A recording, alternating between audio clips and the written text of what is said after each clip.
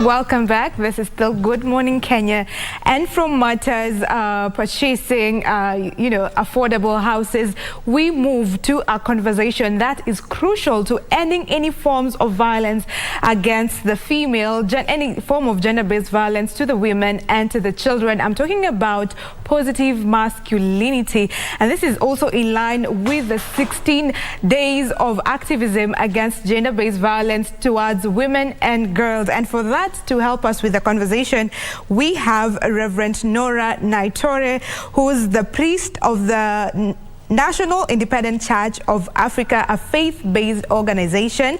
And just next to me is Kendi Muthomi, who's the gender justice advocate.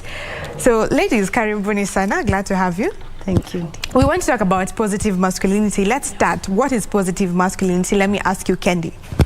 Positive masculinity is bringing in our men in this conversation of ending gender-based violence and promoting gender equality.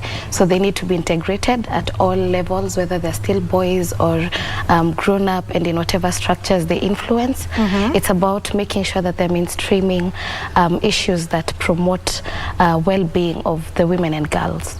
So for us to be speaking about positive masculinity, there must have been a need for that. So what has brought about this conversation about positive masculinity? Well, over the years, the main perpetrators have been boys and men. So there was need to bring in and find a way of making sure that the men are doing something towards promoting the conversation. We teach about making the men understand the need of also coming together to change the norms and the harmful practices that have been happening in the community, for them not to be the main perpetrators of the violence that is happening. All right, Kendi, I'll get back to you. Let me go to Reverend here. So what is your take on what Kendi is saying about the role that men have been playing in promoting, in the past at least, in promoting gender-based violence, and the need now to move to now integrate men into this conversation to speak against gender-based violence? Okay, in this program that we are calling Positive Masculinities, our main aim is to bring out the best part of men, to bring the positivity in them, so that they can support in this fight against SGBV in the community. And so we believe that if we bring in the voice of men, not just the voice of women in the community, then we are going to take longer strides, and we are going to achieve our goals very faster if we involve women, men and even women in this fight against SGBV. Okay, and in the church, there's been talks about misinterpretation or misrepresentation of religion on matters gender equality. So what do you say about this? Have people used religion in the wrong way to spread the theory that women are not to rise up even to the leadership positions, or women are weaker in the society and all that? Okay, what I can say about the church is that the message that we have is that being silence is not spirituality, and so as a church we really need to speak up.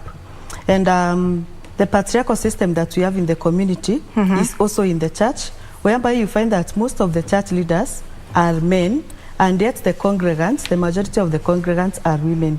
And so you find that women are not given a space to be leaders in the church. And so as a church, what we are doing is trying to change the narrative by creating awareness on the rights of women, gender justice, so that women can also have a voice in the church, so that they can participate actively in decision making in the church. And we know that this is possible because what has been happening in the past, we have a misinterpretation of scriptures, whereby you find that we have just a section of a scripture being used against women. For instance, when the Bible says that women submit to your husbands, you find that there are some people who take just that particular verse and use it against women. And so as a church, what we are doing is flagging out those scriptures that look like they are discriminating against women, and bringing out a new interpretation or an interpretation of how it is supposed to be, so that we can promote women's rights in the church. Okay. Let's talk a bit about that particular scripture, because it's common and it's used out here, submit to your husbands, which is right. But what does that context mean in terms of a woman submitting to the husband? And I believe the same scripture also says that husbands are supposed to be like Christ, and the example of Christ dying for the church. So how are they supposed to marry each other and make it in a way that both genders support each other? Okay, what that submission means that we know that the man is the head of the family. Yeah. But that doesn't mean that the woman should be suppressed or a right should be suppressed. It doesn't also mean that a man has a right to violate the rights of a woman at the family level and even at the community. What it means is that women need to respect men at their level, but then men have a role to play first of all. They need to love these women in their lives first of all, love them and provide for them, and then that's where submission comes in. Submission comes in terms of respect, respecting them, just like Christ is the head of the church, even a man is the head of the family, and we really acknowledge that and uphold that. But that doesn't give men the right to violate the rights of women in the family. That doesn't give them the right to psychologically or physically harass women. Yeah. And have you brought, I'm staying with you for just a little bit, have you been able to educate the men in the church about this and engage them in this conversation? And who are you using to even speak to the men to know their roles, that being the head is not, beating up your wife because you are the head at the end of the day? Okay, in this program that we are carrying out, we are calling it Positive Masculinities. And we are having community dialogues where we are bringing together men and women grouped in different age groups. That is young men aged between 18 and 35 years, and older men aged between 35 years and above, and even young women aged between 18 and 35 years, and the older women, that is 35 years and above. And so in these dialogues, we are able to flag out those biblical scriptures that look like they are suppressing the rights of a woman. And then through dialogue, through communicating, we are giving them an opportunity to be able to express their own views on how is SGBV taking place in the community and in the church. And then we are getting these solutions from these groups themselves. So it's a safe space because men are meeting at their own time, at their own space, and the women at their own space. And so they are free and they feel that they are safe to be able to express their issues.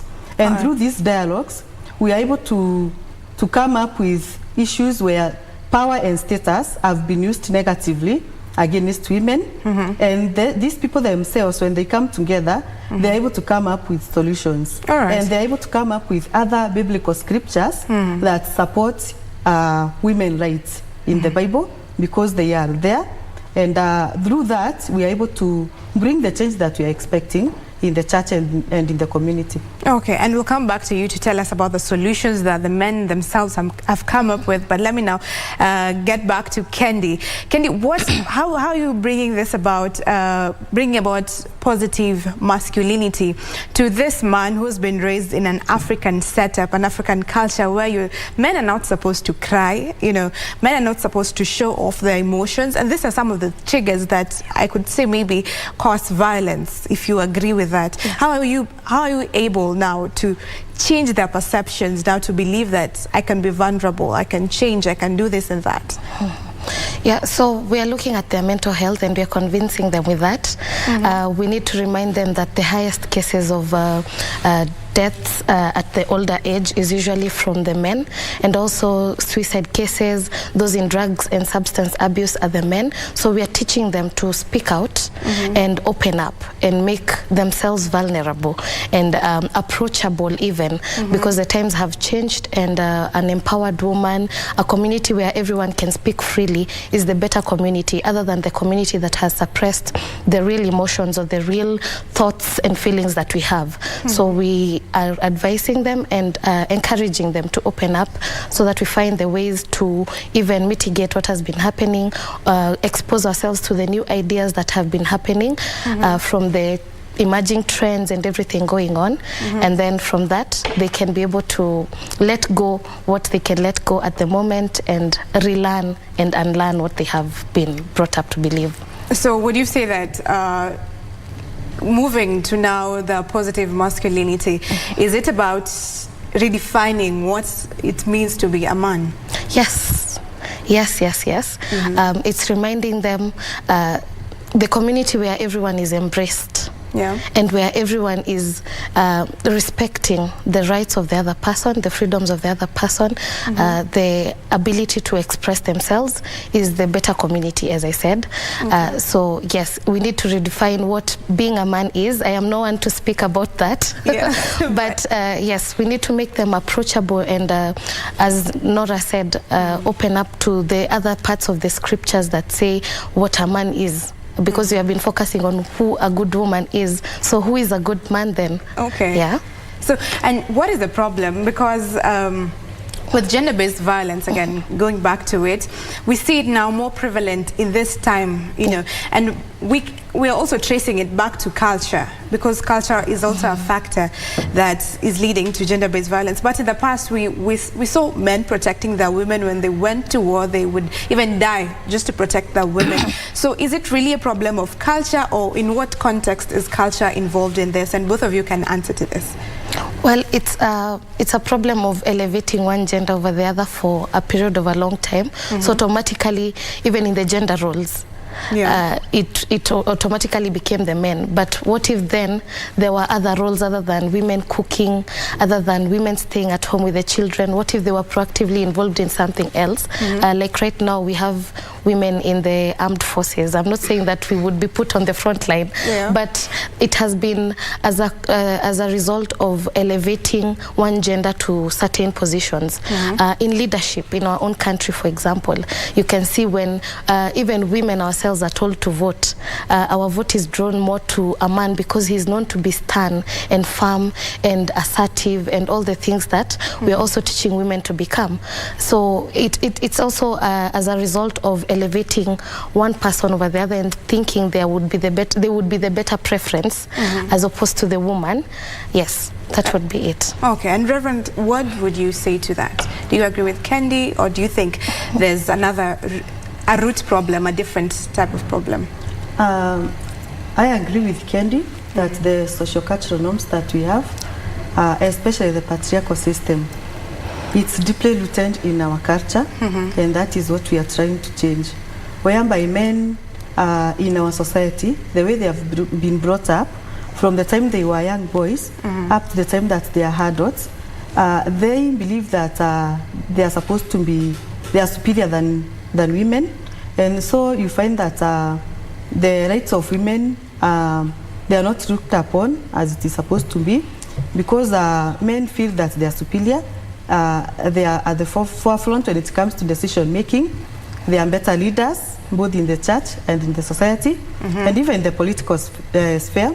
And so I would say that the main cause of SGBV is the patriarchal system that we have, and the socio-cultural norms that we have.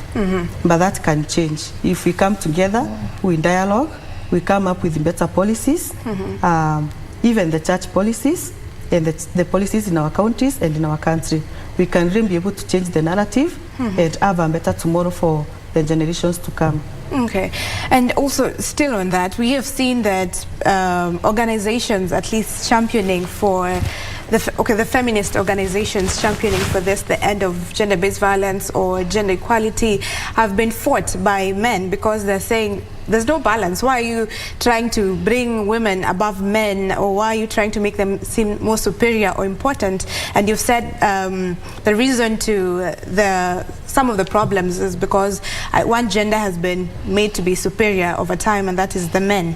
So now the men are feeling like the women are being elevated too much, you know. So how are you trying to bring a balance to it and ensure that men understand that we're not fighting against you, we're together in this? Well, data, because I always tell people, look at the statistics. The other day I was sharing with a young man, and I was telling him, for a young girl, violence and harassment started at a very young age. If we do our research and bring men together and bring women together, then the cases show that the women have suffered for a long time. There has been silence. We have been bystanders. Men have been bystanders, and they have watched and condoned some types of violence in their communities. So they need to look at the statistics. And the statistics, even though some might not be reliable if we just Google, but these CSOs and these feminist organizations, these women rights organizations have a specific reason why they are championing for the women. It is not a competition again. And that's why we have even started saying that we want to integrate the men, because the community is not women only. At the end of the day, we need to look at the kind of man living with our women, and we also need to look at the kind of woman, are they embracing the toxic side of the empowerment that we are trying to drive. So it's about showing them there has been a certain trend that has been going on, and we need to let go what is no longer helping us. And we still need to reserve what has been happening, but we need to reserve some of what has been happening, maybe the gender roles, gender statuses in some cases, but we need to also do away with those that have been totally harmful and oppressive to the women. Okay. Yeah. And Reverend Nora, what do you say about this? In the religious setup, a feminist, at least some churches, they don't really embrace feminists because they seem it's like they're bringing an imbalance to what God has set up, because the man's supposed to be the head and the woman's supposed to be the neck to support. So what do you say about this? According to Romans chapter 2 verses 11, there is no partiality with God. And then again we find Jesus saying in John chapter 10 verses 10 that he came so that we can have life and have it in fullness. And so this means that Jesus himself upholds the rights of all people, regardless of whether you are a Jew or you are Greek, a male or female, slave or free, all of them. Jesus came so that he can save all of them. That is according to Galatians chapter 3 verses 28. And so if you look at the biblical perspective, then it means that we are equal before the eyes of Lord Jesus Christ and before the eyes of God. And so I don't see a reason as to why it may look like we are bringing a woman at the level of a man. What we are trying to do is to eliminate SGBV in the community. And the only way we can do that is, first of all, as faith actors, admitting that we have a problem. We have a problem, we have inequality, and there is no gender justice in our community and even in the church. And then we try to change that so that we can really follow the footsteps of Jesus. You remember the woman at the well, that is the Samaritan woman, the woman that Jesus forgave, the woman that was an outcast, a woman that was divorced 7 times. But we see Jesus embracing this woman, and in fact she was the first woman to witness that Jesus is the Son of God. And then again, we still find again in the book of John, where Jesus is forgiving another woman that was about to be stoned, where Jesus stooped down and wrote on the floor. And when he was writing, he said that if any one of you has no sin, let him be the first one to throw the stone. And by the time Jesus rose up again, all of them were gone. And Jesus asked the woman, so where are the people? And the woman said, I do not know where they are. And Jesus said, then your sins are forgiven, go and sin no more. And this woman was about to be stoned by women because she was accused of, let's say, prostitution. You see, and the man was not there. Where was the man? Prostitution is between two people, or sometimes even 3. You have heard of that. But where were the rest? Where was the man? Why was it that only the woman was coming to be stoned, to be executed? And so Jesus is a very good example of equality, of upholding the women's rights, that we really need to recognize that women, they have a value. They are valued in Christianity. And so that is the gospel that we are preaching. And that is why we are even bringing men in, so that they can also be able to know where have they been going wrong and how can we make it right. Okay, and you said that there are talks between the men in the church at least. So what solutions have they been able to come up with? One, we have tried to flag out those social cultural norms that men have have been meant to believe from then when they were young up to the time that they are adults. And so men themselves, they have been able to pinpoint these norms themselves, and they have been able to say that this is not the way to go.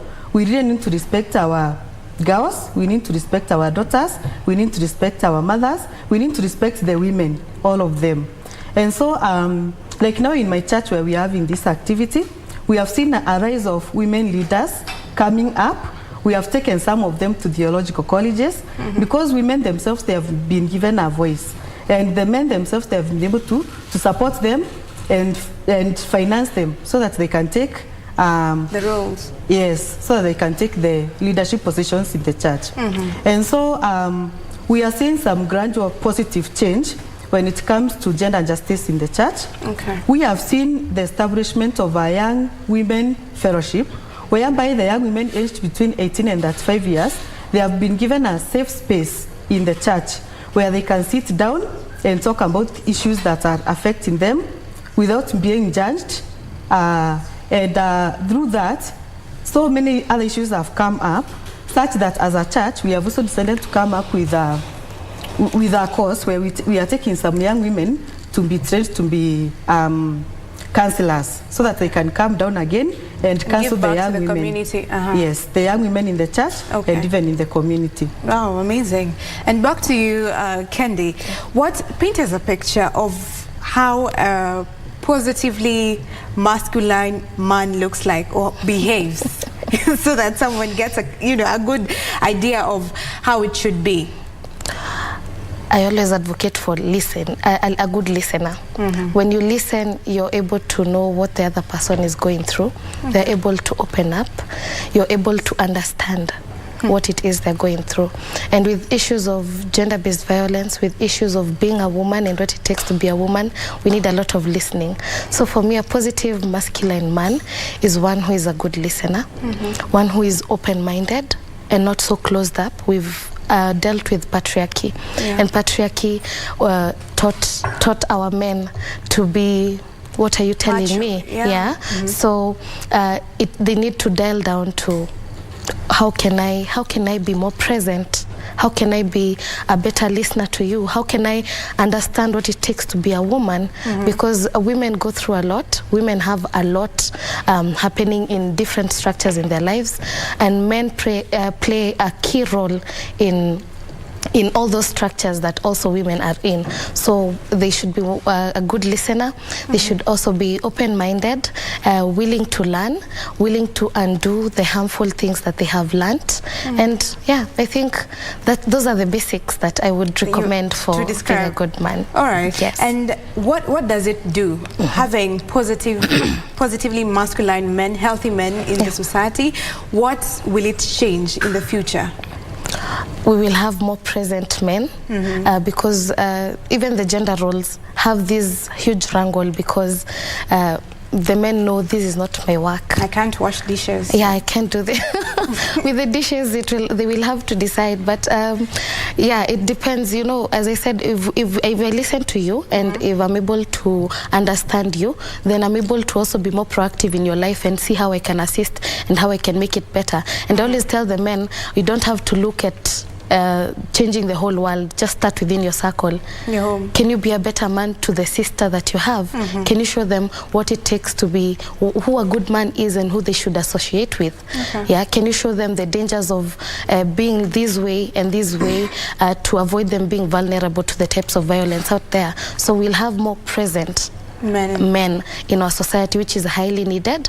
We have lots of single mothers right now.